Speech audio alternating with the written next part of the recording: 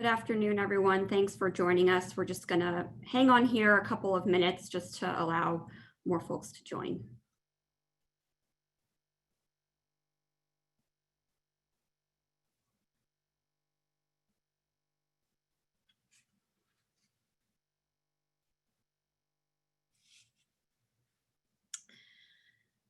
Well, it looks like we have a very good number of on-time attendees today, so we'll go ahead and start.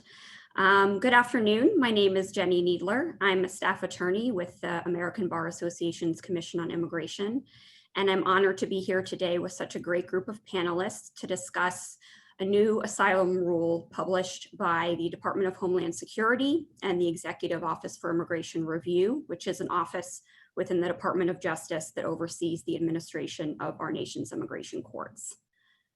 This program is sponsored by the Commission on Domestic and Sexual Violence, the Section of Civil Rights and Social Justice, and the Commission on Immigration. During the program, we would ask you if you have a question to please put it in the Q&A box and not in the chat function. That's where we'll be looking for questions. We may be able to answer some questions during the panel, but we're also going to save some time at the end for some discussion. So if your question isn't answered during the session, we'll try to get to it during the Q&A. We will also be emailing a recording of today's program to everyone who registered, so you can share it widely with your networks. This is also being simultaneously broadcast on YouTube and can be found there later. As I said last week, DHS and EOIR issued a proposed rule that, if finalized, would have wide-ranging impacts on our nation's asylum system. The proposed rule would, among other things, define crucial legal terms in ways that will limit the ability of individuals from many vulnerable groups to establish that they are eligible for asylum, raise the legal standard for passing an initial screening interview with an asylum officer, a stage when many asylum seekers are unable to access counsel, limit the hearing process afforded to asylum seekers who are able to pass the initial screening interview, and restrict judges' ability to exercise their discretion in favor of asylum seekers. Many of these restrictions will place a particular burden on unrepresented individuals. But there is something you can do. The agencies have given members of the public only 30 days rather than the typical 60 to comment on the proposed rule. Comments are due by July 15th. We will be providing you with more information about how you can participate by submitting a comment. This is your government, and you have a say in how it treats people who come to this country seeking protection from persecution. Use your voice to demand action.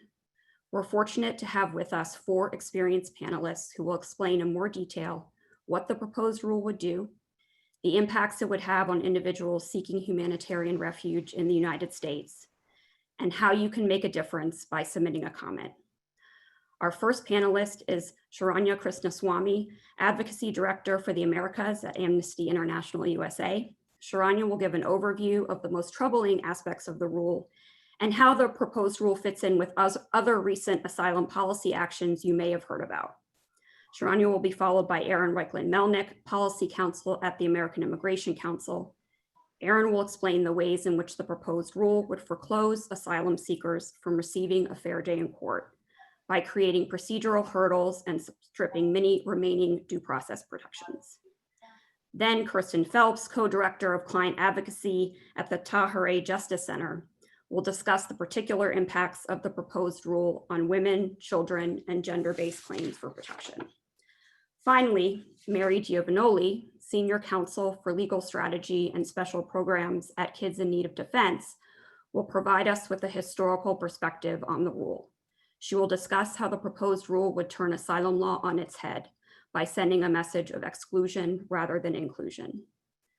Before we start with our panelists, I would like to provide just a short introduction to asylum for those of you who may be joining us this afternoon, but less familiar with this area of law. Asylum is a legal remedy for individuals already in the United States, no matter how they arrived, who meet the standard of a refugee as defined in US law. That is someone who is unable or unwilling to return to her home country because she either suffered persecution in the past or has a well-founded fear that she will be persecuted in the future if she's forced to return.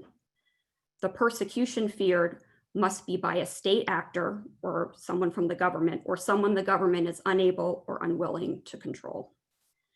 The persecution must also be on account of one or more of the following grounds: race, religion, nationality, political opinion, or membership in a particular social group, or what some of our panelists might refer to as a PSG. It also must be unreasonable for the person to relocate within her home country to avoid persecution. Finally, asylum is a discretionary form of relief. This means that even if an individual shows she is eligible for asylum because she meets the factors I just mentioned, a judge still has the discretion to deny the applicant's claim. Today, panelists will also likely refer to two forms of relief that are similar to asylum, but provide fewer benefits. The first is withholding of removal. It has a higher standard of proof. The applicant must show that it is more likely than not that her life or freedom will be threatened on account of one or more of the 5 protected grounds. But withholding of removal is a mandatory form of relief, meaning that unlike asylum, if the applicant demonstrates that she is eligible, the judge must grant the relief. The availability of withholding of removal is intended to ensure that the United States complies with its obligation under international law not to return a person to a place where her life or freedom would be threatened on account of one of the same 5 grounds.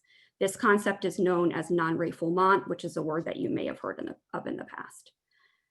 The last form of relief is under the Convention Against Torture. An applicant must show that it is more likely than not that she will face physical or mental torture by her government, or that the government will acquiesce in torture by a non-state actor. An applicant does not need to show that torture would be on account of one of the 5 grounds necessary for asylum or withholding. The availability of CAT relief is intended to comply with our country's obligation under the convention not to return someone to a country where they are likely to be tortured. As I mentioned, asylum confers greater benefits than withholding or CAT relief, such as the ability to gain permanent resident status in the United States and the ability to bring over family members. However, individuals who have already been removed from the United States in the past and individuals with certain criminal convictions currently are not eligible for asylum, but may be eligible for withholding and/or relief under the Convention Against Torture. I'll now turn it over to Sharanya, who will provide us with an overview of the proposed rule. Thank you again for joining us. Great. Thank you so much, Jenny. Thank you to the ABA for hosting this important event and to all of you for participating. My name is Sharanya Krishnaswamy, and I'm the America's Advocacy Director at Amnesty International USA in Washington, D.C., where I direct our policy advocacy on border and asylum issues. Before that, I worked at the UN Refugee Agency on refugee protection, where, among other things, I actually adjudicated refugee applications myself throughout the Caribbean, and before that represented asylum seekers in US Immigration Court. So the topic of our conversation today really is near and dear to my heart, and I really thank you all for making the time to be here. So I'd like to talk about some of the things the rule does and why it is so immensely harmful, and why we need to make sure that the administration's inboxes are filled with righteously indignant and brilliantly argued comments from all of you come July. First, though, I'd like to offer some context about this rule and situate it in the landscape we're in. For those of us who may not follow asylum law and developments carefully, those of us who do may sound like we're constantly screaming that the sky is falling. And that's because it really has been steadily over the past several years. Since taking office, President Trump has sought to dismantle and desecrate our inviolable obligations to protect people who are seeking safety at our shores from literally every angle possible. The administration views our legal obligations to asylum seekers, obligations we contracted ourselves to after we turned away people fleeing a genocide during World War II, as mere loopholes to be exploited, and asylum seekers who are fleeing war zone-like levels of violence as canny opportunists who are breaking the law. It's that racist, xenophobic, and disdainful logic that permeates every single anti-asylum policy we've seen this administration implement. So let's talk a little bit about what some of those changes have looked like to situate this asylum rule that is the subject of today's discussion. So first, we've seen dramatic changes to how asylum seekers are welcomed to the United States. Those are what I'd call process changes. A series of cruel programs have externalized US borders, pushing asylum seekers into terrifying, precarious conditions while they await their right to seek safety in the United States. For example, under the Remain in Mexico program, which started in January 2019, over 60,000 people, including thousands of families with young children, have been forced to wait in Mexico for the duration of their US proceedings, which can last months and even years. There have been over 1,100 documented cases of kidnapping, rape, torture, extortion, and other serious harms these asylum seekers have suffered. The program quite literally terrorizes asylum seekers out of exercising their right to seek protection in the United States. More recent programs, like a series of unsafe third country agreements with Central American countries and rapid border processing programs, attempt to circumvent US obligations to fairly adjudicate asylum claims. Now, in the era of COVID, we've seen the Trump administration weaponize public health concerns to shut the border completely to people seeking safety. Since a March 2020 order went into effect, only four, were allowed to seek safety in the United States between late March and early June. Meanwhile, over 40,000 people have been rapidly and summarily expelled in clear violation of our legal obligations. Now, every one of these programs is currently subject to legal challenge, but none is currently enjoined. In addition to these dramatic changes in process, though, we've also seen extraordinary attempts to change the substance of asylum law, with the administration overriding congressional intent and our legal obligations in the process. For example, then Attorney General Jeff Sessions made it a personal mission to disqualify survivors of domestic violence from asylum, deriding their claims as mere, quote, private violence, uncognizable under asylum law. The administration has also attempted to render ineligible for asylum people who crossed the border irregularly, people who transited through any third country on their way to the United States, people with any level of interaction with the criminal justice system, among others. So the proposed rule we're discussing today mashes many of these new bars together and adds many more into a true Frankenstein's monster of a rule that would effectively curtail asylum eligibility for nearly everyone who applies for it. I'll scroll through just five, and there are many, just five of the biggest lowlights, many of which my colleagues here will address in greater depth. So first, the rule imposes a sky-high standard for what constitutes persecution. So under international law, persecution is defined as serious harm or another serious violation of human rights. But the proposed regulations would change this to encompass only, quote, actions so severe that they constitute an exigent threat. To qualify, in the words of one expert, quote, you would essentially need to show that a gun was being held to your head. Merely surviving warfare or a handful of unjustified detentions or even being the subject of laws that explicitly discriminate against you wouldn't be enough. Second, the rule explicitly, intentionally, and discriminatorily forecloses many of the most common bases for asylum. So to qualify for asylum, as Jenny noted, an applicant has to show the serious harm they fear, the persecution they fear, is based on one of five protected grounds: race, religion, nationality, membership in a particular social group, or political opinion. In other words, you have to show not only that you'd be harmed, but that you'd be harmed for the right reasons. The rule, however, that we're discussing today explicitly forecloses asylum claims based on gender, as Kirsten will describe in greater detail.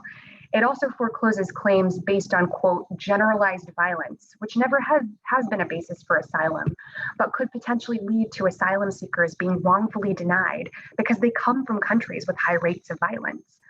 Being forcibly recruited by an organized criminal syndicate and refusing to join their ranks, even if this means you'll be killed as a result, will similarly not qualify you for asylum. It seems that the drafters of the rule essentially looked at what some of the most common claims of people seeking safety are and enumerated them here to intentionally slam our doors to them. Third, the rule narrows who could qualify for asylum based on political opinion. We think of political opinion claims as being that classic type of asylum claim, a prominent dissident fleeing a regime seeking to imprison her for her views. But now political opinion claims are limited to those opinions, quote, expressed by or imputed to an applicant in which the applicant possesses an ideal or conviction in support of the furtherance of a discrete cause related to political control of a state. In other words, if you're a prominent dissident, but your dissidence doesn't directly relate to state control, you wouldn't qualify under the political opinion category. Now, this is crazy considering how, in the words of a former immigration judge, everything is political, particularly in autocratic states. In Venezuela, for example, even publishing accurate epidemiological data about the coronavirus can land you in jail. But this wouldn't be cognizable under the new rules because it doesn't relate to state control. And under the rule, if your opinion related to control by a non-state group, suppose you're a Syrian refugee who defied ISIS, which had de facto control of the area in which you lived, you also generally wouldn't qualify on the basis of political opinion. Fourth, the rule forecloses relief under the Torture Convention if someone was tortured by, quote, a rogue official. So under the Convention Against Torture, as Jenny mentioned, to which we're a party, we're forbidden from sending someone to a place where they may face harm amounting to torture. The new rules would exclude from protection people whose torture is at the hands of a, quote, rogue official, defined as officials acting in violation of official policy or their official status. That definition is so tautological that nearly any official who commits torture could potentially be said to be acting in a, quote, rogue manner. It's also especially blind to the reality considering the culture of police brutality we are currently contending with here in the United States. And fifth, the discretionary bars. So many asylum claims, even if they manage to pass these astonishingly high hurdles, will be knocked out by a huge new set of bars. Some of the worst ones include, first, barring asylum claims where the applicant resided in any third country for 14 days, barring asylum claims where asylum seekers crossed between ports of entry or used fraudulent documents, treating as negative discretionary factors a whole host of issues, including failure to file taxes on any income earned in the United States, which is especially cruel considering that asylum seekers can't access lawful work authorization for several months after they filed for asylum. And that is just some of what this rule does. So you might ask, these changes feel huge, but is this such a big deal if the border is effectively closed to asylum seekers? Well, there are already over 866,000 people, including children, who've currently applied for asylum and are awaiting a hearing or an interview who will be affected by this rule. Not to mention the numbers of people who've already won asylum who could potentially be impacted, and the numbers of people who may seek asylum in the future. By seeking to promulgate these massive new changes through regulation, the Trump administration is attempting to make its restrictionist, anti-protection views the asylum law of the future. So this is where your role as lawyers who care about civil rights and social justice is so critical. Please consider submitting a comment to the rule. They truly do make a difference. Just this week, we saw some of the harms of a proposed anti-asylum rule blunted because of public comment. As we consider how to unwind these harms, particularly with an election on the horizon, a robust comment record can make all the difference. I'll stop there. Thank you so much. Thank you so much, Sharanya. And I will turn it over to Aaron. Thank you all very much for having me on the webinar. And thank you, Sharanya, for giving a really good overview of the rule and explaining just why the comment process is so important. I'm going to talk today about issues of due process and how this rule strips away the rights of due process to asylum seekers across the board in many different ways. And of course, it's important to start with the basics here. Asylum seekers and undocumented immigrants in the United States have a right to due process. Any of them who are applying for asylum have the same right protected under the Constitution as you or I do. And that's always important to keep that in mind because what we're talking about here are procedures to ensure that someone doesn't get sent to a place where they're going to be persecuted, tortured, or killed. So in this particular instance, the rights that people have to due process in their asylum claim are of the utmost importance because a single mistake can lead to somebody's death. So at the start, however, I want to emphasize that the current system is not perfect. There are a lot of problems with due process and with people getting a fair day in court already. We all know that the most important part of due process is the promise of a fair day in court, but for many people across the country today who apply for asylum in places colloquially known as asylum-free zones.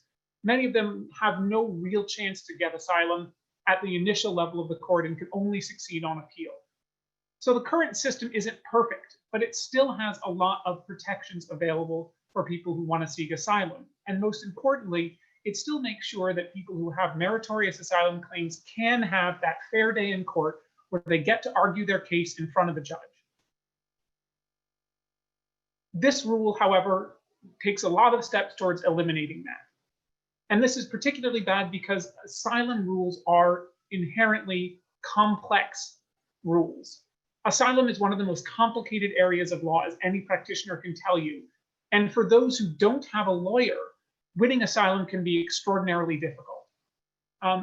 In general, a person who has a lawyer who applies for relief in immigration court is 5 times more likely to win their case than a person without a lawyer, which goes to show you just how much a lawyer is necessary. And unfortunately, these rules just make that discrepancy even worse. And I'm going to go through a few specific issues of these rules that really interfere with due process. And the first is the most serious one. This rule creates and endorses a practice known as pre-termitting asylum claims. Now, what that means is that a judge will now, under these rules, be able to take a look at the paper application that a person has submitted for their asylum claim, review the paper application, and then decide, I'm not even going to give this person a hearing in court. I'm going to declare that they have not presented a case for asylum on the papers, and they will no longer be able to go in front of a court and say why that they fear persecution in their home country. Under current rules, this is not allowed. In fact, in 2014, the Board of Immigration Appeals said explicitly, no, a judge must hear everyone's case to ensure that no one is sent to a place where they'll be persecuted.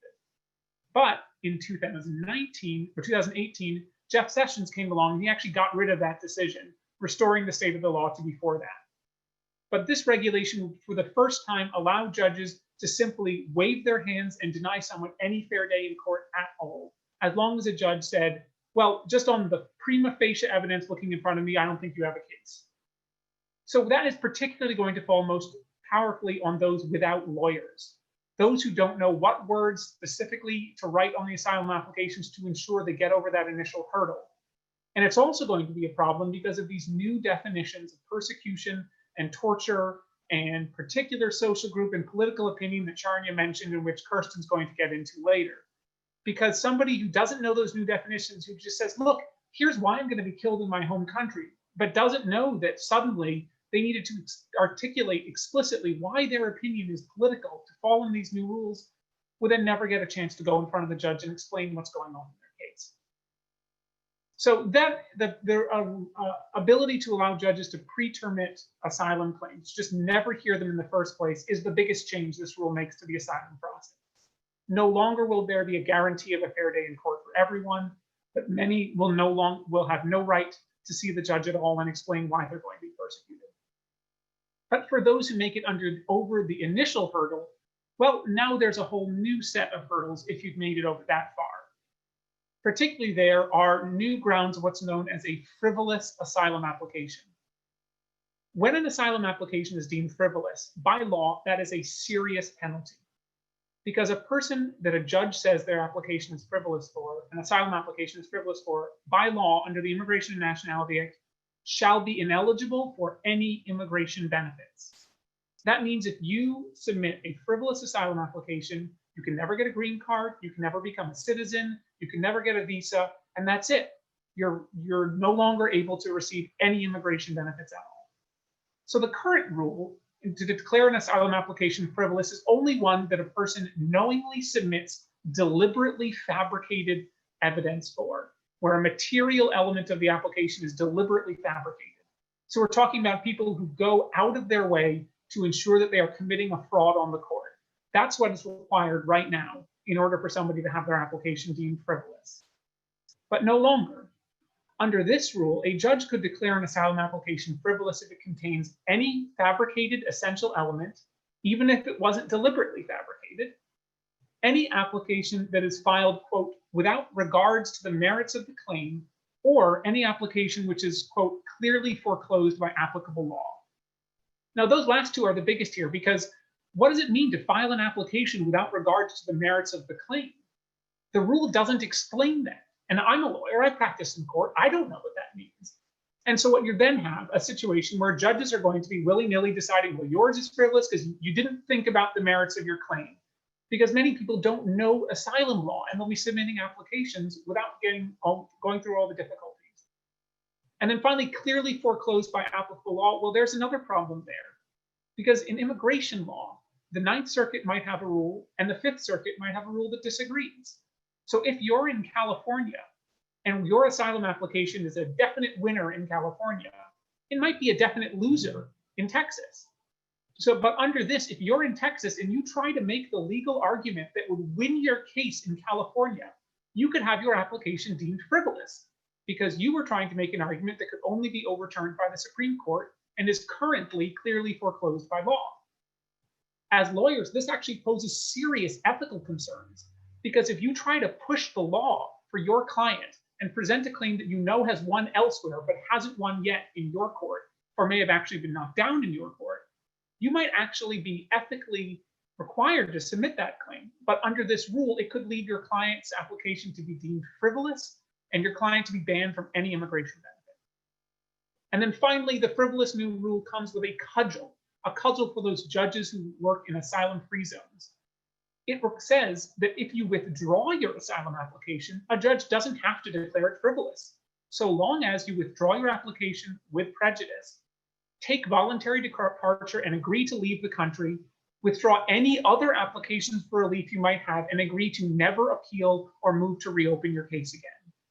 So we can see immediately how this plays out in court. A person submits an application and the judge says, well, it's looking pretty frivolous to me, but if you just agree to leave right now and agree to never come back or take any other benefit, I'm not going to declare that you're frivolous. And that means in the future, you might be able to try again. So we will see this used as a cudgel against unrepresented respondents who don't have a background in asylum law that seeks to protect them.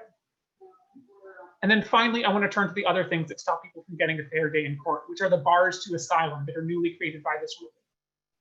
Importantly, asylum is technically a discretionary benefit because there are other forms of protection called withholding of removal and protection under the Convention Against Torture. But the big difference is that asylum is the only way to get you a path to citizenship. It's the only permanent relief, and it's also the easiest relief to win. So stripping people of eligibility for asylum means they can never bring their family over, they can never become a US citizen, and it'll be a harder chance for them to stay in the United States.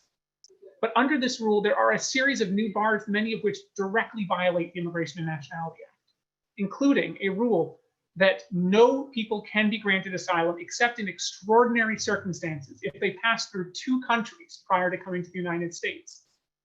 So what that means is an asylum seeker from Uganda, for instance, who wants to fly to JFK and seek asylum in the United States because he's LGBT, because he's going to be persecuted in a country where homosexuality is illegal.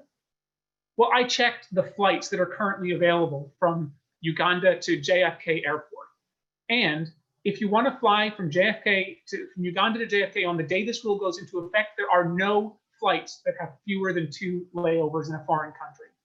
So under that rule, the only flight you could get on that day to fly to the United States to seek protection is a flight that would forever ban you from winning asylum.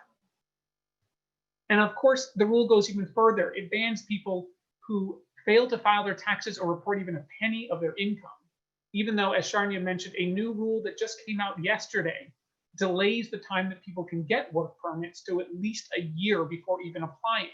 So anyone who works under the table for even a penny of income and fails to report that or files it 1 day late is now banned from asylum forever.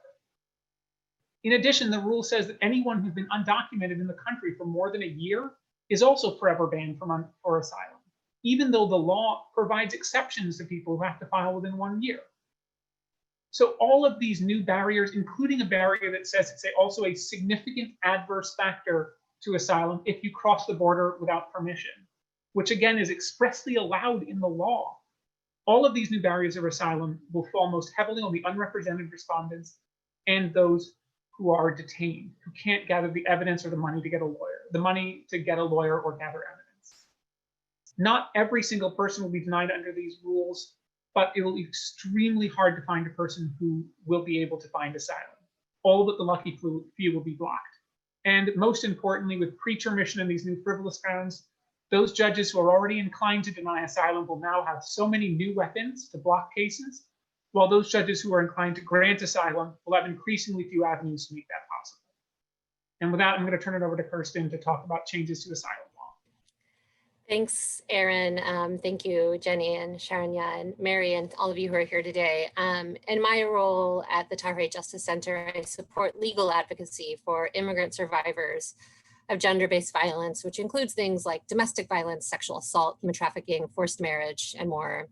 And that includes direct representation of survivors of these forms of persecution who have and are seeking asylum.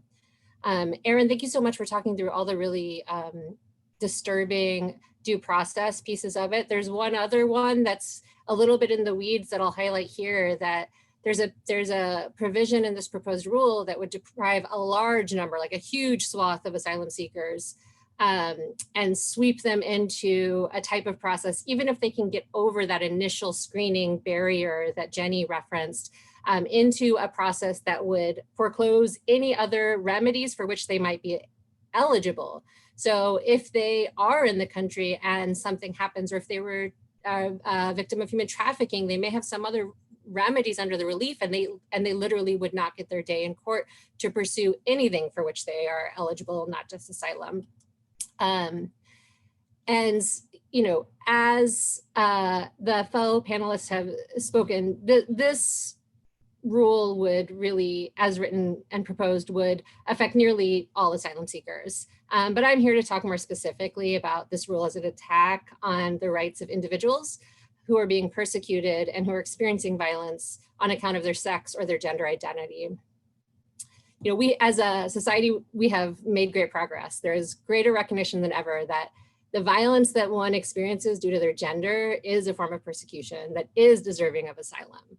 Through historic legal wins over the past 3 decades, more individuals who have fled these forms of gender-based violence, like domestic violence, female genital cutting, forced marriage, who are unable to live safely in their home countries, could find refuge here. For example, in a case called the Matter of Kasinja, that was a landmark case that really cracked open the door for individuals fleeing gender-based violence and to find safety in the United States in our asylum system. And that recognition has opened the door for tens of thousands of survivors with whom Tahrir has worked over the years, over 23 years, to find safety, including through our asylum process. But that access is still limited for thousands of other individuals. This proposed rule would turn its back on those historic legal wins, and on the backs of, and among the thousands of survivors that Tahrir has worked with, including in direct representation and seeking asylum based on their gender-based persecution, you know, we frankly have not been able to identify any one of thousands who would be able to win asylum protection were this proposed rule put into effect. So it is dramatic, and it is an attack on our understanding of gender-based violence and the protections that should be afforded for folks who want to live safely and with equality in their gender identity and sex. I think it's, however, important to hear from one such survivor among the many that Tahrir has represented on their path to asylum. So I'll call her Z. She's a survivor turned advocate who was forced into an unwanted and violent marriage as a teenager. In that forced marriage, she experienced severe domestic violence and repeated near constant sexual assaults. She really fought for her life to survive and made the decisions that she had to make to save her life and to escape the violence. And though Z couldn't join live here with me today, she did ask me to share some words directly from her. So I'll read those now. Hello, everyone. I am Z. The proposal of ending gender-based asylum is such an attack on women and girls all over. If this was in place or had taken effect while I was filing for my asylum, this could have probably ended my life. For women and children fleeing violence and still in the same places where the laws of their country doesn't protect them, it is even more dangerous and cruel. They have nowhere to turn to. Many end up suicidal because they give up, or many stay in abusive relationships and end up dying. These crimes are not private crimes. They are systemic crimes. I want people to know that no one leaves their home, the place they know, for another place where they know no one, if there is not danger. Now I have a life where I can make choices. I can work, go to school, and take care of my family. Without asylum, I won't be able to have that freedom. Seeking asylum is a last chance for many of us. It is not a choice, it is a must. It is life and death situation that pushes people to flee their homes. It is because we have absolutely no choice. So with these words, I want to talk a little bit more about how the proposed rule would shut out survivors exactly like Z in many different ways, in frankly, every way possible. I could spend the entire time allotted here and more talking about all the different ways this proposed rule would shut down asylum and particularly impact survivors of gender persecution. Its provisions on which types of particular social groups would no longer count make invisible the reality of oppression and subjugation of women and LGBTQ individuals. It does that by naming gender persecution as something that it only involves, quote, interpersonal disputes of which governmental authorities were unaware or uninvolved, or as, quote, private acts of which governmental authorities were unaware or uninvolved. And if you are harmed because of that, because you were not harmed directly by the, government directly, and this rule is saying that that it will no longer view your persecution as something that is towards a specific class of people, then you're not eligible for asylum. And this really harkens back to prior eras, right? To the 50s and before, when things like domestic violence or other gender-based violence were seen as just private issues, right? Issues between a man and his wife. But we know, and as Z has told us here today, that gender-based violence, domestic violence, human trafficking, sexual assault, forced marriage, more, these are not mere interpersonal disputes. They're not private criminal acts. They're happening to women, to girls, to LGBTQ individuals because of a fundamental part of their identity that falls outside of what the dominant society says is deserving of equality, safety, and full humanity. This violence is both a cause and consequence of this inequality and can be motivated by a desire to disempower and control. Many governments not only allow gender-based violence to continue unchecked, but will compound and contribute to it. So it flies in the face of what we know to be true, that these are systemic, entrenched, societal issues, and it instead, this rule simply says, those are personal problems. It essentially says, if the government didn't beat you, if the government didn't rape you, if it was a partner or a spouse or a boyfriend or a father or another community member that we didn't control or care to control, you weren't persecuted on account of your status or on account of your fundamental identity. So no matter how much the government did or didn't do to protect you against being targeted for that status, that identity that you cannot and should not have to change, it's a personal problem. It goes further to say that even if a survivor could get beyond these proposed disqualifiers around particular social group, that if the officer looking at the asylum claim says that you were harmed for the wrong reason, as Sharanya pointed to, that if it was done because of personal animus or retribution, or animus in which the persecutor has not targeted others in that social group, it would not be enough. So if you are abused by a partner or a spouse or a family member, well, that's just personal animus. That's personal violence. And if your abuser didn't go out and abuse other similarly situated women, or all of them, then they haven't targeted, you're not really part of that social group, and your harm wasn't really because you were part of that social group. It was just because it was private violence.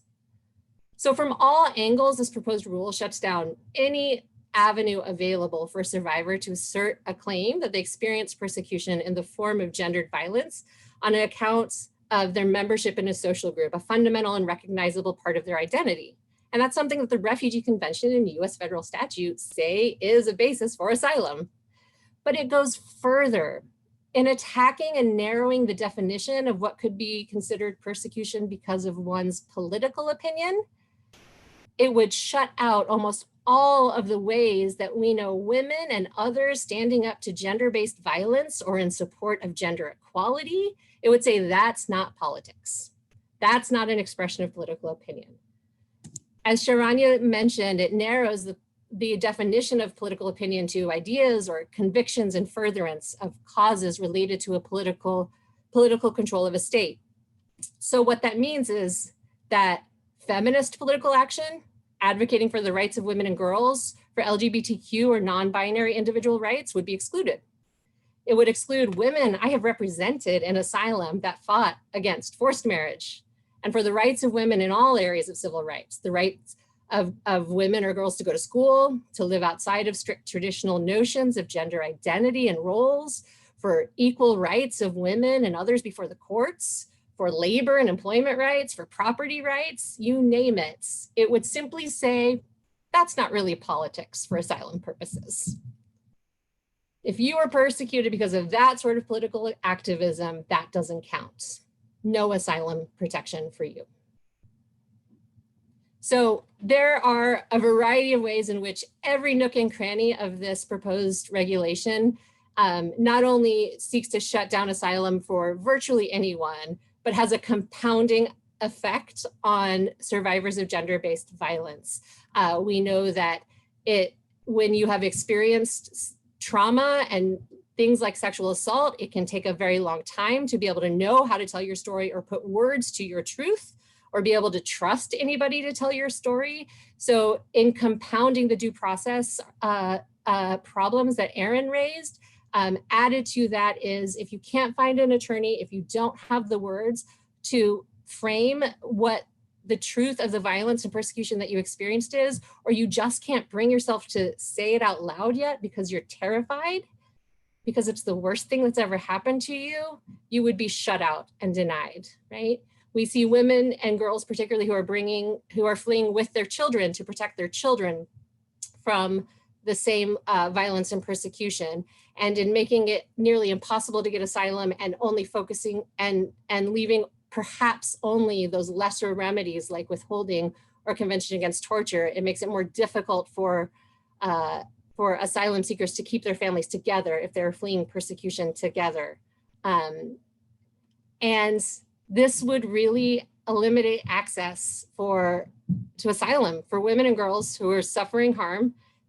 It is denying the truth of what we know as to what is political, what is persecution, and why women and girls and other folks are being harmed in their home countries related to their gender identity or sex. It would take us back to a time in which we just ignored that and we said that's not a social problem, it is a personal problem, and that it would no longer matter that a government does not care enough about equality and justice to offer protection to you, or to even say that they do and fail to offer it.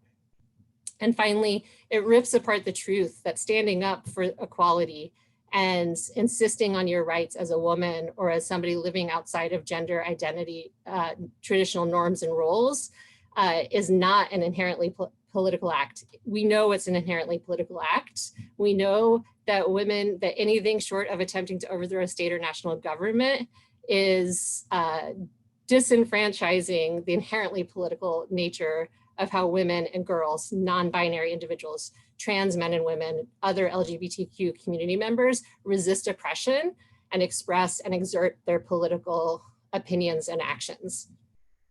So with that, I will turn it over to Mary. Thank you, Kirsten. It's difficult to follow three people who have so eloquently expressed all of the ways in which this rule is going to curtail the opportunities for people to have asylum in the United States. And whereas my colleagues have focused on the aspects of the rule in terms of its sort of substantive nature and its due process concerns, I want to give you a little bit of a background in the I guess the context and the sort of framework for how this rule is written in the context of both how the Trump administration has gone about trying to change laws, but also in the broader scope of where this fits into the US's commitment to asylum and refugee protection. I think that I was asked to do this particular part of the process because I actually started with the old INS as an attorney on the same day that the 1996 immigration law went into effect. And I served as an asylum and refugee law attorney in the INS and USCIS from 1997 to 2008. Was in policy work and NGO work, and then returned to the government for the last 2 years of the Obama administration as the Deputy Assistant Secretary of Policy for Immigration at DHS. In my role at KIND, I am continuing to comment on regulations and things like that, but I have seen the regulatory process from every angle and the many fights over regulations that ensue inside the government. And I can assure you that your voice really does matter in challenging irrational, arbitrary, and capricious rules. And if there ever was one to challenge, regardless of what your area of law is, regardless of what your kind of work is, this is one to do it, because it is really disrupting so fundamentally something that's at the core of US humanitarian protection. And you can see from the excellent presentations that have preceded me that there are many, many reasons to oppose the proposed asylum regulation, and you don't have to comment on all of them. You should find those things that speak to you, that are within your area of interest or comfort, but there are common themes, and there are things that you can address regardless of what your interests are. And I think that the biggest of the common themes is that this regulatory framework proposed by the Trump administration deals a devastating and unlawful blow to the entire framework for refugee protection that's been in place in the US since the Refugee Act of 1980. And as Aaron and others have noted, this is not a perfect framework, far from it. But it is premised on honoring the responsibility of our nation to uphold its commitment to support refugees and allow them to meaningfully apply for asylum.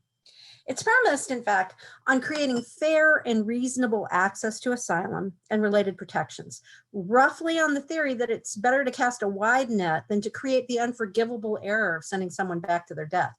Within the first paragraph of the supplemental discussion to the rule, you know that this generous and humanitarian perspective is not the guiding force that drove the rule makers. The very first citation to a Supreme Court case that isn't on point relates to the sovereign authority of a government to exclude people. And well, it all goes downhill from there. As I said, you've been given many reasons already to oppose the regulation, and I encourage you to jump in. But if you're just generally astounded by the attack on refugees, let me give you a couple of bigger points that you can use to make your protest. But to do that, I have to kind of turn back a little bit. I want to start with the idea that inclusion rather than exclusion is really the key to understanding refugee law, and inclusion and generosity of spirit are the keys to fighting this regulatory monstrosity as well. So let me take you on a little tour of our asylum system, and then I'll go into some more analysis of the rule itself. So this rule, quite literally, it turns back the clock to a time before the Refugee Act of 1980, when asylum was a bit like the pirate code from Pirates of the Caribbean, more of a guideline than a set of rules. To be sure, the US passed laws admitting numerous displaced persons after World War II, and the executive branch had wide latitude to admit persons fleeing persecution from communist countries and other strategic enemies, but an organized, professional, non-discriminatory, and disciplined approach to refugee protection only came about following the 1980 law, which was meant to bring the US into compliance with the United Nations Convention on the Rights of the Refugee in 1951 and its 1967 protocol, which the US signed on to in '68. The impact of this law was profound because it removed geographic and ideological restrictions governing past refugee admissions, but it also formalized the process of granting asylum in the US, enshrining in our law that anyone present in the US could apply for asylum. Presence, apply, access to the process. 10 years after the Refugee Act, we finally got regulations. So it was a long, slow haul that created an asylum corps, a professional group of adjudicators that specialized in the complex nature of teasing out difficult, traumatic, fact-laden pleas for help from people who fled all kinds of persecution from places around the world. Now, immigration judges also adjudicate asylum, and so you just have to kind of bear in mind that we have multiple avenues for people to access asylum. But the core was really the group that was supposed to address in the first instance many of the cases that were coming up. Since that time, the regulations have been changed a lot, sometimes for the better, sometimes for the worse, often in response to case law, new legislation, and the very difficult issues of defining who is a refugee, which is really what all of the panelists before me have talked about. How do you come to terms with changes in the culture, changes in our understanding of systemic racism and gender issues, and new developments of ways that governments and non-state actors can find to oppress and harm people? It is unfortunately never static. And yet this rule would try to sort of crystallize the idea of these notions of refugee and persecution, and as Kirsten said, in a time long before the Refugee Act. And it's really quite frightening. But this 160-page asylum rule that's before us, that we've been given 30 days to comment on, is really the culmination of 3 years of efforts to block humanitarian immigration, as Sharnya was discussing at the very beginning, that blocks not just asylum and refugee law, but the immigration of people of color and of the Muslim faith, the manifestation of what the Trump administration began in the first week that it was in authority, when President Trump signed an executive order banning the admission of Muslims. And that order also curtailed the refugee program and banned the, not banned, but put a hold on all refugee admissions while there was a scrubbing of the security system. Now, during that time, it was a little bit harder to get at some of the asylum regulations because they were regulations, and so they took more time. So the refugee program was in essence attacked first, and then the asylum regulations started coming out in dribs and drabs, only now to culminate in this much broader sort of full force attack on asylum. So if you're interested in sort of looking at it from that big picture perspective, one thing to bear in mind is that under the Refugee Act of 1980, asylum status is the default outcome for someone who is found to be a refugee in the United States. Now, it's the default outcome. So if you're found to be a refugee in the US, the presumption is that you will get asylum. This rule, however, flips that, imposing so many restrictions on asylum that even if you're found to be a refugee, a grant of asylum could be the exception, not the rule. As Aaron noted, the rule allows asylum officers and immigration judges to do all kinds of things that prejudge asylum determinations in ways that would be very difficult to really fairly and fully assess, even in the context of a full hearing sometimes. And now they're allowed to do it without really any evidentiary basis.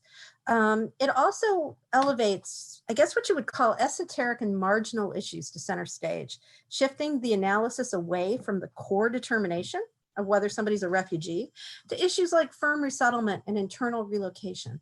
And this may be one of the most important points to remember about refugee law. The United Nations High Commissioner for Refugees, which sets the standard for refugee determinations, advises that it's a two-step process for figuring out who is a refugee. It begins with inclusion. Is someone a refugee? Do they meet the definition? And then you turn to the notion of exclusion. Is there some reason that people aren't entitled to protection? Now, most of the exclusions are pretty heinous things. Persecution, war crimes, committing murder, or other serious non-political crimes. Some of them, though, are kind of more practical, or you might even think of them as burden sharing, such as firm resettlement, a concept which refers to having an offer of permanent settlement in another country that you maybe took or you rejected before you came to the United States. From the UNHCR's perspective, the fact that this may be a possibility in some limited circumstances is something that should be considered, but it's not going to be the norm. Whereas this rule presupposes that if you're passing through another country with possible legal protections, whether or not you access them, you've met in some way, shape, or form this idea that you had another shot somewhere else, and so you don't deserve to have asylum. So even if you're a refugee, an adjudicator can now decide that, well, you just didn't try hard enough to relocate or to apply for a benefit or to check out what was available in another country that you were fleeing through in order to get to the United States. In short, it's your own fault that you're a refugee unless you can prove otherwise. So again, this rule really flips common sense on its head, engaging a burden shifting and a holding the refugee accountable for evidence that may be unattainable, that may be impossible to prove, and certainly is difficult to do in a very truncated setting, like the credible fear process. Now, with respect to credible fear, there is, again, many instances in which this is far from an ideal system. The expedited removal process and the use of credible fear is full of controversy. And at the time that it was put into effect, my colleagues at the former INS were mindful of the fact that, frankly, the government was skating on pretty thin ice, dangerously close to implementing a system that could deny asylum seekers access. There were two saving graces, in my opinion: the decision to embed the notion of benefit of the doubt into the process, and a very limited use of expedited removal, not taking full advantage of the authority Congress had given to expand the process beyond the ports of entry. What we've seen, that as the use of expanded expedited removal is expanded, so has the use of credible fear and reasonable fear determinations. But as it's expanded, it's really exposed the weakness of the system, and really the compromises that were made in the first regulations that are being sought to be drastically changed today. Those compromises have been stretched far beyond their breaking point. But the issue is not with asylum. The issue is with expedited removal. We shouldn't be using it at the border, and therefore we shouldn't also be using credible fear determinations as our solution for asylum seekers at the border. But rather than change the system, the administration's new rule would redefine refugees to make them fit into the process rather than make the process fit their needs. So ultimately, this flip in emphasis creates a stacked deck against the asylum seeker. I think that is blatantly obvious from everything that people have said, but it just builds and builds and builds. There are so many aspects to this rule that really feed upon a general attitude that is reflected on the pages of the rule, that asylees are liars, that they're committing fraud, that they could just move to another country, they're only coming here for work. It just goes on and on and on. If it's negative and unfounded, you're probably going to find it in this rule. It does things like ignore the special protections accorded to unaccompanied minors, who have special statutory protections that intersect with the Refugee Act, and refuses to treat them as individuals with separate identities from their parents. So for instance, if your parent was resettled, i.e., didn't take advantage of the access that was available in another country, or, didn't choose to relocate, well, then the child is going to bear that determination as well, even though they might be making a completely independent claim. As Erin pointed out, it also expands the notion of frivolous in a way that is going to have a chilling effect on folks. So, as I said, this is so blatantly anti-asylum seeker that I think it encourages behavior that is going to be arbitrary and capricious in the actual implementation of the rule. As several people have pointed out, the discretionary nature of asylum is again flipped on its head. As I said at the beginning of my discussion, this is a process where asylum is the default. But by creating so many discretionary factors that must be weighed, that are negative factors. Did you pay your taxes? How did you get to this country? Did you use an illegal or a fabricated document? It ignores the case law and the general position of the government for 40 years, that what you're doing is trying to balance all of the reasons why someone may have done that to come to a conclusion that they should still receive protection. In fact, the rule overturns the dominant case law for the last 30 years that unless there is something so outrageous and egregious in somebody's past that doesn't already preclude them from asylum, the fact that they've been persecuted or fear persecution should be enough to work in their favor for the grant of asylum. Now, I'm going to wind up because, as usual, I've written more than I should have said, but The government's primary reason, beside the fact that it simply doesn't believe that people are legitimate asylum seekers, is that everything that they're doing is for reasons of efficiency. That the way to have a more efficient system, a way that serves those who have legitimate asylum needs, is to create a more truncated system, to reduce access, to reduce the numbers of issues that are included. But of course, that goes back to the point again, that no matter what, people are still going to be trying to make their claims. If they can't make an asylum claim, they're going to be funneled into the process that Jenny was describing of withholding and torture convention, and they're still going to be trying to say to the government, help me, protect me, please. So you're not going to see a savings in efficiency. You're not going to see government resources not being used. You're just going to see this constant shifting of where the pressure points are in the system. We've been saying for 3 years that undermining the asylum system is contrary to US law and treaty obligations. But the sheer scope of this rule, which essentially redefines every element and every mechanism used to define who's a refugee and to preserve the process and the rights in making that decision, makes the scheme of the Trump administration here crystal clear. I think what's the most frustrating in some ways is that it pretends that the only obligation that has to be met under law is the mandatory statutory requirement of withholding, that we will not send someone back to a country where they're more likely than not to suffer persecution. And it's parallel with respect to the Convention Against Torture. They really sort of act that that is a shining, redemptive feature of our humanitarian protection scheme. But that's the bare minimum. That is our, we must not cross the line. And what it ignores is that that's not the only obligation we've committed to. We've committed to making asylum accessible. We've committed to allowing asylees and even asylum seekers the right to work while they're here, to provide for education and to provide for full integration leading to citizenship for those people we find to be refugees, among many other commitments. Those commitments are codified, they're genuine, and the administration has willfully ignored them.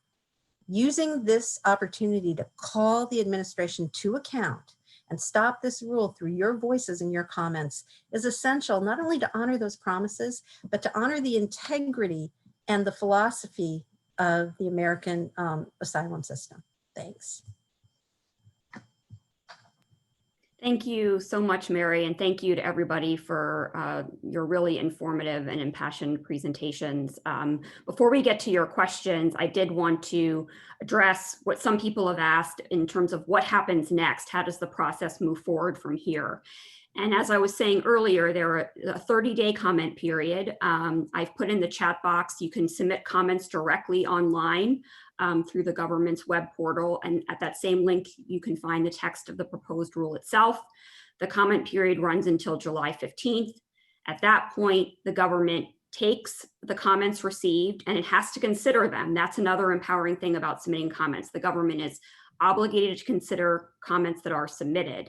And then at some point in the future, hopefully it will take a while, matter of months, a final rule will be published that will take into account the comments that were received. There may be some changes, maybe some, not a lot. The rule that was published yesterday had a couple of significant changes as a result of comments. And then potentially it could be challenged in court. And one thing that's important, that's also an important reason to provide comments, is it's hard to challenge a final rule in court on a basis that wasn't raised by at least one person who commented on the proposed rule. And that's why it's so important that people from different perspectives and different vantage points. I saw a question from somebody who works getting immigrant communities access to healthcare and describing why this might hinder people from or make people afraid of accessing healthcare. That's why it's important to comment from many different perspectives so that we have all those perspectives available to us in the future.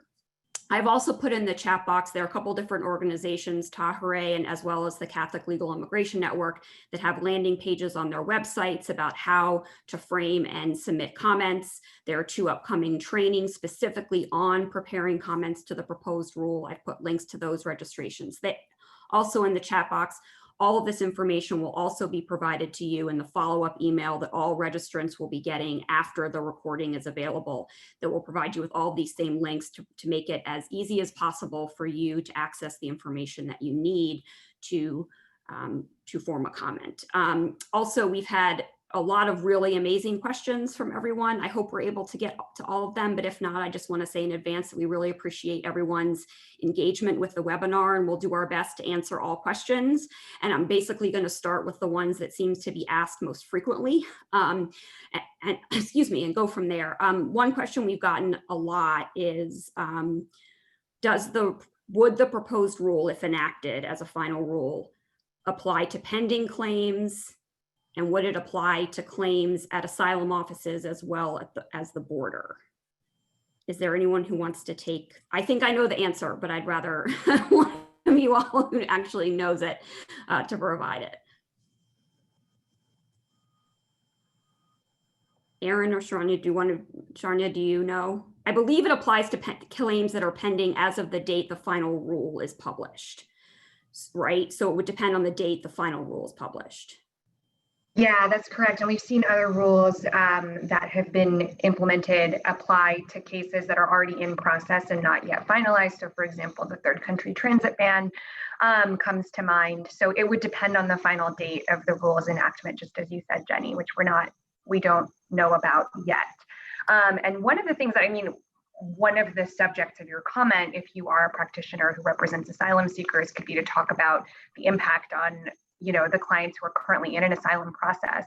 I don't want to call it a success story because the rule is still really, really, really, really bad, but the final rule that was implemented this week related to work authorization for asylum seekers initially also applied to renewal. So if you had crossed irregularly and you were seeking a renewal of your work authorization, which you already gotten, the rule would potentially foreclose you from getting that renewal.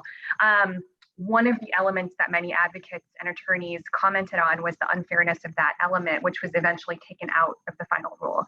Very small victory in what is still an incredibly cruel and unfair rule, but just to say that's part of the reason it's so important, and that anxiety, very real fear that I'm seeing reflected in a lot of the questions in the Q&A about affecting pending applications. I think that in itself could be the subject of a comment if you chose to submit one. Aaron, I don't know if you have anything to add.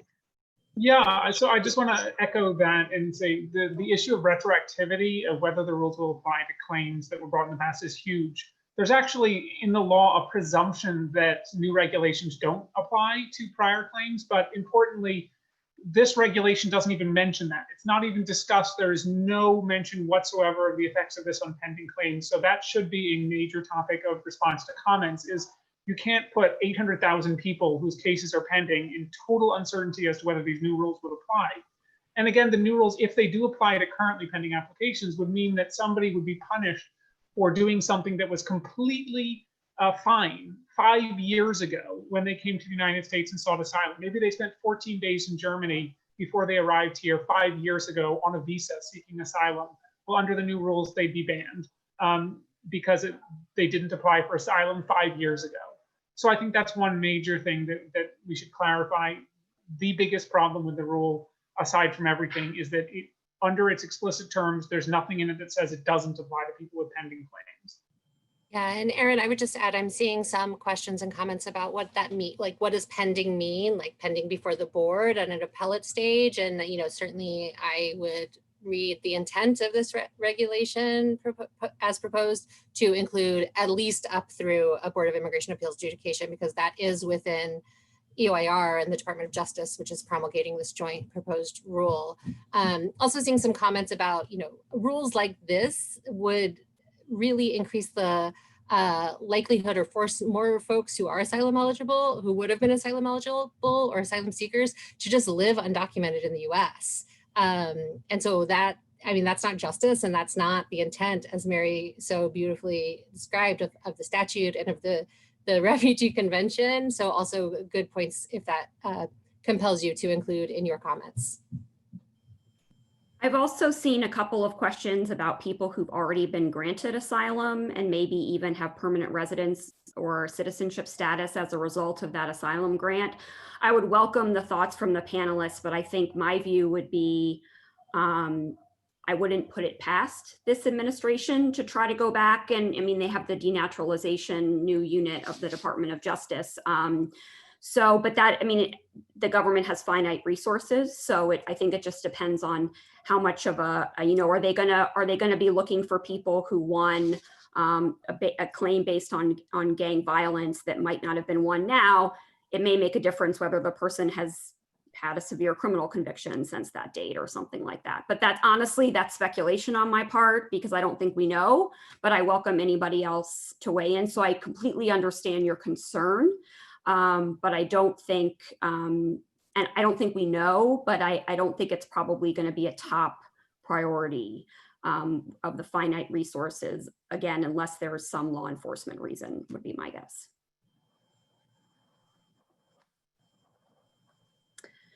Okay, well, I might actually, our next question will be something I actually just mentioned in passing in this prior question. There's been questions about how this might affect claims based on a threat of gang violence or gang recruitment, things like that. So Kirsten, do you want to tell us what you think about that? Sure, and I know out there and likely in the audience there are even more seasoned experts on gang-related asylum claims, but I'll do my best and ask my fellow panelists to chime in on what they think I might have missed. When I talk about gender-based claims and hard-fought legal victories, that certainly applies to the legal victories of those who are standing up to or refusing to join or in some way resisting the very real violence and state control, essentially, right? The quasi-government that is transnational criminal organizations, syndicates, gangs, however you might refer to them. And so I think that we can look to the attack on gender-based claims and really include gang-based claims with that in a lot of senses. So it is attacking, the proposed rule would attack and attempt to shut down particular social groups that have been successful because they're real, right? Of young men in X community who resist or refuse to work, do forced labor for a gang or join a gang, or who seek to protect their sister from a gang, or women or girls. There's intersection between gang and gender as well, as many of us know of women and girls who are resisting or refusing to be a forced property gang girlfriend, right, of a gang, and are standing up to them. So those are particular social groups that advocates have really pushed and advanced because they are rooted in reality and the truth, and been success. And this is seeking to shut it down by using language in the proposal that says things like interpersonal animus or private crime or just crime that the government can't quite control. It really minimizes what's actually happening there. And in the gang context, the gangs frankly operate as de facto government in large swaths of whole countries. It also, really could impact the ability to pursue asylum if you are exerting political opinions in opposition of gangs, right? So on the one hand, this proposed rule is saying it's a gang, it's private crime, it's not the government, even if it's acting exactly like the government and has infiltrated all levels of the government in your home country. So not only then, are you not really part of a social group that's targeted, but also your actions to resist or dismantle or push back against this gang that operates as a government isn't attempting to overthrow an actual government. So therefore, it's not political action. It's not a political opinion. I think those are the two places we would be most likely to see devastating impacts for those families, those individuals who are facing very real, deadly persecution on account of who they are and their beliefs and how they stand and where they're situated in their societies. So I do think it would have a devastating impact on gang-based violence. And so if you have worked with individuals in that situation, I strongly encourage, bringing some examples of that to your comments. Yeah, I completely agree with that. And, of course, we see a lot of issues around children fleeing gangs. and gang-based violence. And the evidence is so clear that that the gangs operate, as Kirsten said, as de facto governments, to the point that even under the Obama administration, UNHCR wrote legal opinions about the degree to which we should really be looking at gang control of certain areas as just fleeing that area as an expression of political opinion. So there is this whole sort of level of, again, of new development of the law, of new ways that we understand how systems work, that really this rule is sort of setting us up to sort of lock down our approach to how we look at social issues and how we look at this sort of constantly expanding space that particular social group in particular is designed for. It's not that it's a catch-all, it's a recognition that there is this constantly changing assessment of who is a risk, who is persecuted, who's in danger.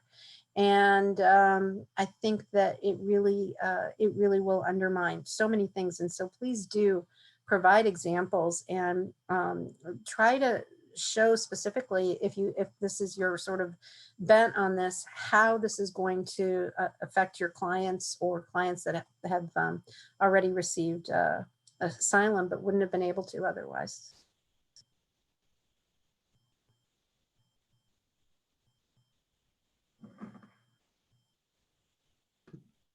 Thanks very much, Mary. I and Kirsten, I appreciate. Did either of you guys want to weigh in on that? Okay.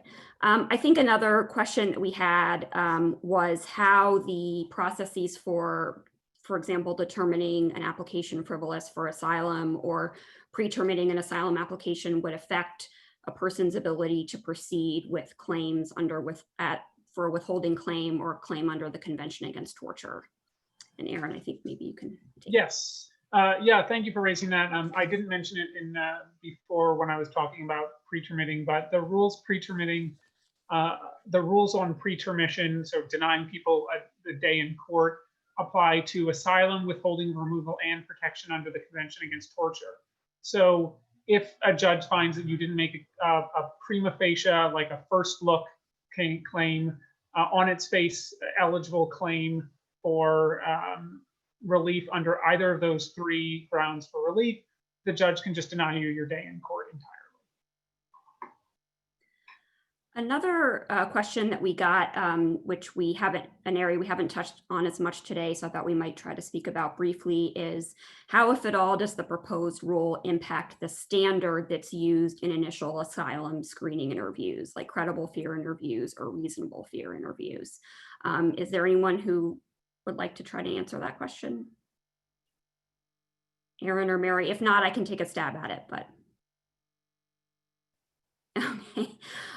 Well, basically in terms of credible fear interviews, what the proposed rule does is it basically defines what would be a significant possibility of being able to demonstrate eligibility for asylum where that term had previously not been defined, though it seems they defined it in accordance with some existing case law. But in terms of reasonable fear, which is the standard that's used to assess eligibility or basically moving forward on the next stage for withholding or claim under the Convention Against Torture, that standard has been raised when the person conducting the interview is considering whether the person can demonstrate a significant possibility of asylum eligibility under the credible fear standard, but also considering withholding and CAT eligibility. That standard has been raised to a reasonable possibility, which is a higher level. And so that is one additional barrier that is created, in addition to the fact that at this initial asylum screening interview, many issues that used to be saved for later for a hearing before the judge that wouldn't be addressed at the initial stage are now being addressed at the interview stage. For example, bars to asylum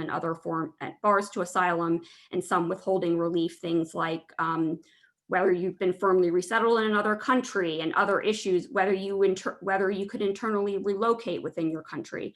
So I think another general theme is that a lot of the assessment has been front loaded to the initial stage of the asylum process, when people are very newly arrived in the country, often detained, very difficult to have access to an attorney. The role that an attorney plays in an initial asylum screening interview, if there is one, is much more limited than an attorney can play in a full-fledged removal proceeding. You can't make a legal argument.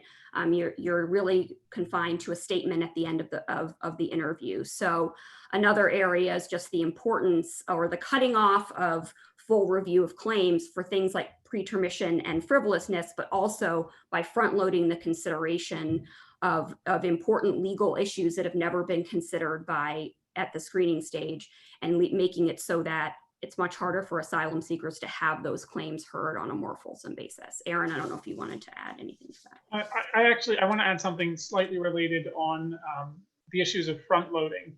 One of the other due process hurdles that I wasn't able to get to because there were so many of them is a new requirement in the rule that you present every one of your proposed particular social groups at the hearing in front of an immigration judge, every single one of them. And under the rules, if you don't submit one, then you are forever banned in all circumstances from ever proposing a new particular social group, even if case law changes, even if on appeal you have 5 other things you want to raise as a particular thing. And most important, I think, for the ABA audience, even if there's ineffective assistance of counsel.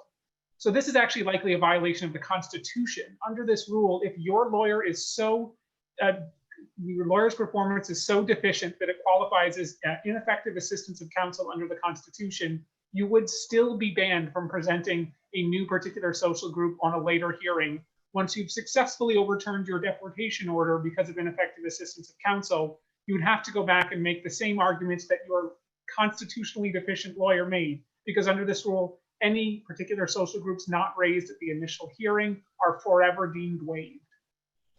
Yeah, and there's a flip side to it too. I mean, I remember, and golly, it was a long time ago, but I remember sitting in court with an unrepresented individual applying for asylum, and the judge and I are trying to figure out what is the particular social group that fits here. You know, there is a responsibility on the government lawyer's side, on the immigration judge's side, on everyone involved in the asylum side, everyone involved in the process. When you see that there is a claim, maybe it's not teased out correctly, but you have a responsibility to ensure that justice is done.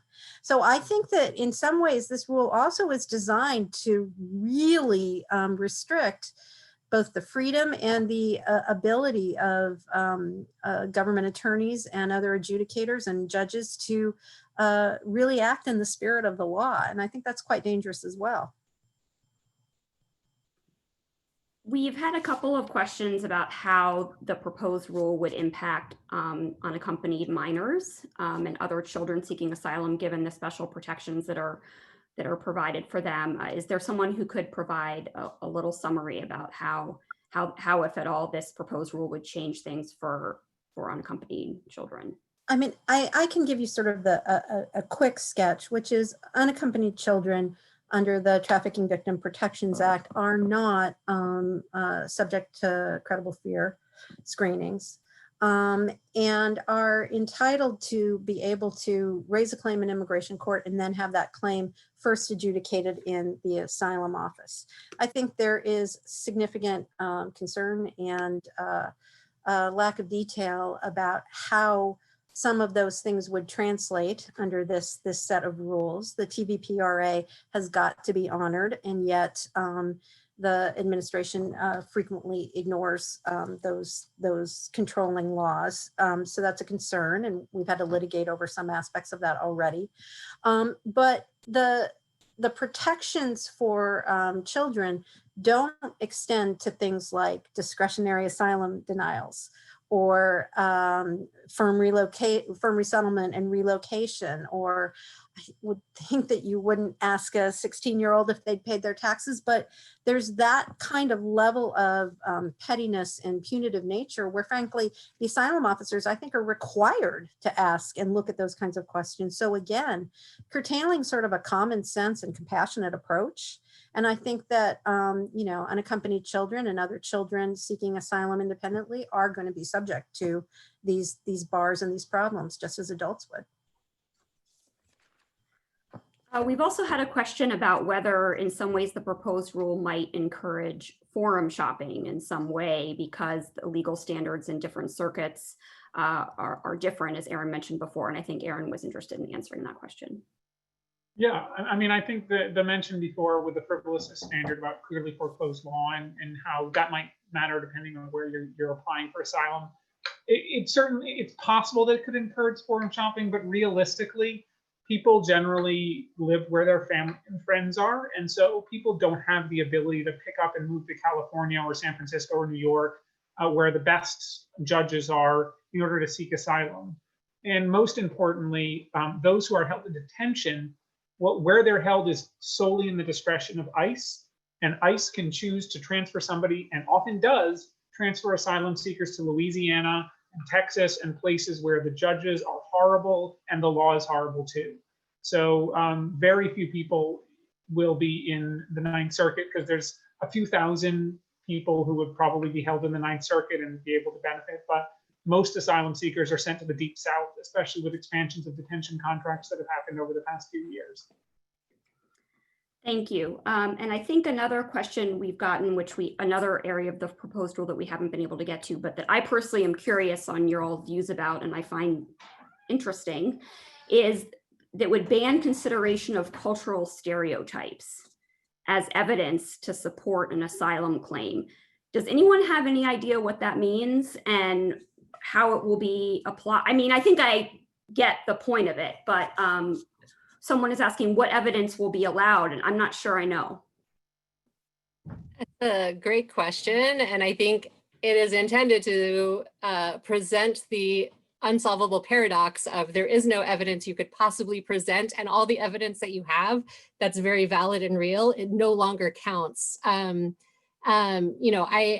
applies in a lot of different contexts that asylum seekers are experiencing persecution and violence, but it is extraordinarily prevalent in gang claims, certainly, and gender claims, certainly. To me, that is, dog whistling for saying that you are, as a asylum seeker who's experienced gender-based harm and presenting a gender-based claim, we are saying that all of the social groups that you would normally present yourself in are no longer valid because we don't think that gender-based violence just shouldn't really count as a societal or a persecutorial issue, right? It's private matters. And then it's saying, and when you try to establish a particular social group, there is a convoluted set of jurisprudence, of requirements of what makes a viable social group, right? And one of those is social distinction. And so you have to show that not just your persecutor views you and is motivated by you being a member in this subgroup or class or social group in society, but that the community or the society of which you are a member of views this as a distinct group of people. So it is between a rock and a hard place, damned if you do, damned if you don't, when you would try to present evidence that says, this is a society that does not think women have equal rights, and my persecutor is beating me or putting me into forced marriage because those harms, because I am part of a group that is viewed as not fully human or having the same rights. And if you try to present evidence under this proposed rule of that, they're saying general conditions that the society isn't great on gender doesn't count and doesn't help and is not to be considered. So it's just dystopian in many ways. Yeah, I think another thing to think about, and again, this is for folks who maybe want to comment on this more as an APA issue or things like that. This rule is, like we said, 160 pages long. There is no doubt that the the folks drafting the Trump administration regulations and policies have learned a lot from their early efforts back in 2017 to try to load up their documents with all kinds of reasons.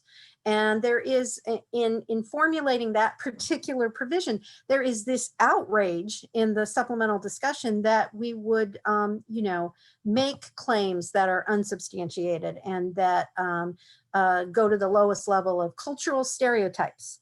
And so I think that there is a lot in this rule, if you care to actually read it, that is really all about trying to pad the record so that they can make the case that they are not biased, that they are not punitive. Look, we're standing up against racial stereotypes and things like that. And it simply doesn't fly, particularly because almost all of the evidence that's presented to justify the changes that are being made are unsubstantiated stereotypes about immigrants that are promulgated in the US. So it's really, it's incredibly hypocritical, that particular aspect in the rule. Does anyone have any final thoughts they'd like to share, points they haven't been able to make, or any follow-up comments on anything anyone else has said? We're kind of coming to the end of our 90 minutes. I've got one thing. I've seen a lot of comments asking, what do we think the possibilities are of this rule going into effect? And I think it's really important to recognize that these rules will take months to finalize, because of course we are going to have to wait and see how many people submit comments. And it could be a matter of 4 or 5 months before we see final versions of these regulations, or longer. And they're almost certainly going to be challenged in court. So the more record you can build opposing these rules, the more reasons that you can provide that are unique that they have to answer by law in order to slow down the process.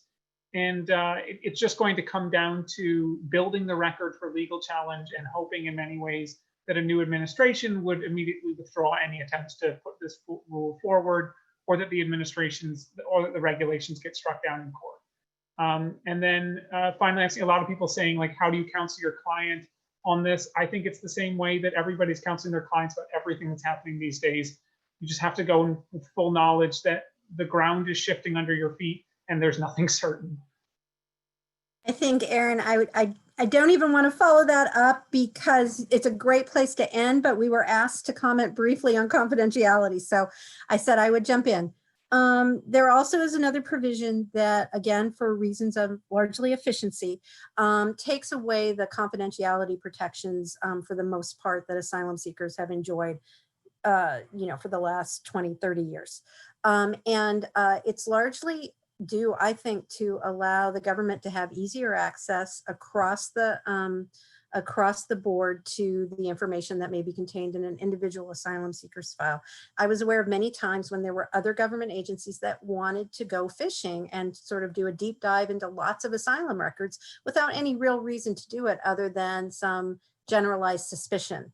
And that simply wasn't permissible under the confidentiality rules. Under the revised rules, I think that would be. And I think that that has real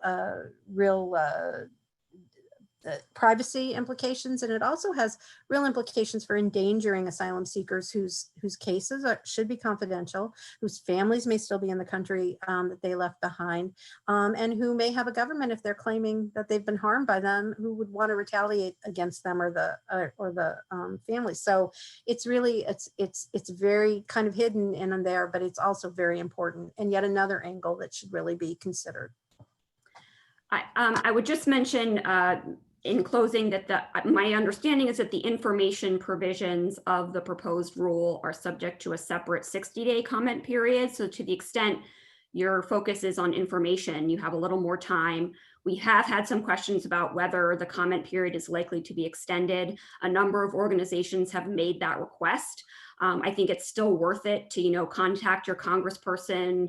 Members of Congress have also sent a letter. Unfortunately, I'm not super optimistic that it will be changed. So I would, you know, like assume it's not going to snow tomorrow and your test is going to go forward, right? Like assume that we have 30 days, unfortunately, because I don't really see the administration changing the deadline at this point. I don't know if anyone feels differently. Okay, well, I want to thank very much all four of you for taking time out of your schedules and your important work to join us. And thank you, all of you who stayed through the full 90 minutes with us and asked such thoughtful and engaging questions. And thank the Section of Civil Rights and Social Justice for helping us put on this webinar, and all the Domestic and Sexual Violence and this Commission on Immigration, who all partnered together to get this wonderful group of panelists to give us all of this very helpful information. So thank you very much to everyone. You will all be receiving an email with much of the information we've talked about today, links about where you can provide more information on how to submit a comment, some sources that we thought might be interesting or helpful to you for more information about the rules. So thank you very much, everyone, and have a nice evening. Thank you. Thank you.